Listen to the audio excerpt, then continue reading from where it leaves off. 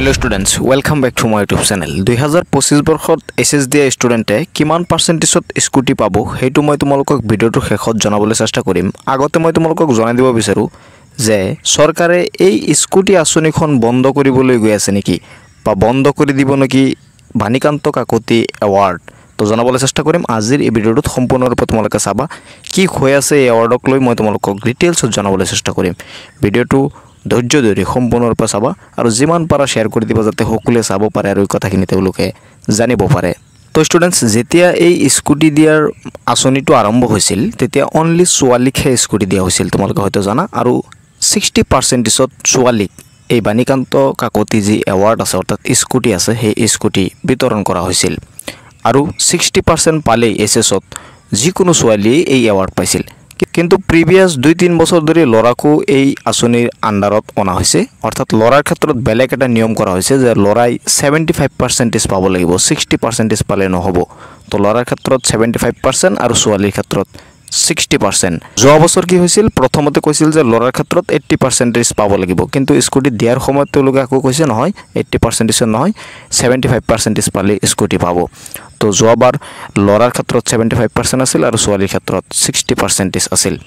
এইখিনিলৈকে ঠিকই আছে, কিন্তু হঠাৎ তেওঁলোকে বাজেটত উল্লেখ কৰি দিছে, তোমালোকে হয়তো বহুতে দেখা পাইছা যে 2025 চনত যিসকলে নেকি স্কুটি দিব সেইসকলক 80% পাব লাগিব। তো তোমালোকে হয়তো প্ৰথমৰ পৰা ধ্যান ধৰি যদি ভিডিওটো চাইছা গম পাই আছা যে স্কুটি পোৱাৰ ক্ষেত্ৰত চৰকাৰে লাহে লাহে কি কৰি আছে, এই সিস্টেমটো লাহে লাহে টান কৰি আছে। প্ৰথমতে 60% আছিল, তাৰপাছত 75%, এতিয়া আকৌ তেওঁলোকে কৈ আছে 80% পালে স্কুটি দিয়া হ'ব। তো তোমালোকেই কোৱা, তুমি যে ভিডিওটো চাই আছা 2025 বৰ্ষত এছএছ দিয়াৰ পাছত তোমাৰ কি ধাৰণা হয়, তুমি 80% স্কোৰ কৰিব পাৰিবানে? খুব কম সংখ্যক ষ্টুডেণ্টেই এছএছত 80% স্কোৰ কৰিব পাৰিব। ইয়াৰ মানে চৰকাৰে লাহে লাহে এই স্কুটিৰ আঁচনিটোৰ বিলুপ্তি ঘটাবলৈ চেষ্টা কৰি আছে। খুব কম সংখ্যক ষ্টুডেণ্টেইহে 80% স্কোৰ কৰিব পাৰিব এছএছত। বিশেষকৈ ছায়েন্স আৰু কমাৰ্চৰ ষ্টুডেণ্টেতো খুব কম সংখ্যকে পাৰিব, কিন্তু আৰ্টছৰ কিছু সংখ্যক ষ্টুডেণ্টে এছএছত 80% স্কোৰ কৰিব পাৰিব।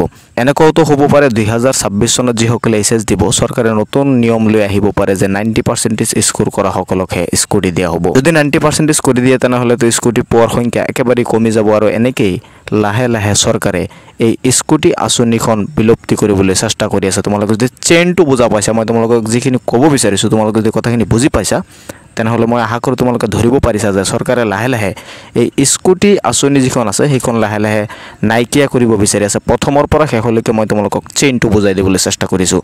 তো 2025 চনত যিসকলে নেকি এছএছ দিছা তোমালোকে 80% স্কোৰ কৰিব পাৰিলেহে 2025 বৰ্ষত তুমি স্কুটি পাবলৈ সক্ষম হ'বা, লাগিলে তুমি লৰাই হোৱা বা ছোৱালী হোৱা। তো এই ভিডিওটোত তোমালোকে এটা কমেণ্টছ কৰিবলৈ নাপাহৰিবা যে 2025 বৰ্ষৰ এছএছত তোমালোকে 80% স্কোৰ কৰিব পাৰিবা নে নাই, কমেণ্টছ কৰিবলৈ নাপাহৰিবা। আৰু ভিডিওটো যিমান পাৰা শ্বেয়াৰ কৰি দিবা যাতে সকলোৱে চাব পাৰে আৰু এই কথাখিনি তেওঁলোকে জানিব পাৰে আচলতে চৰকাৰে এছএছ স্কুটি লৈ কি কৰিব বিচাৰি আছে। তো লগ পাম পৰৱৰ্তী ভিডিঅ'ত, চাই থাকিবা তোমালোকৰ আপোন চেনেল টেক অফ MH।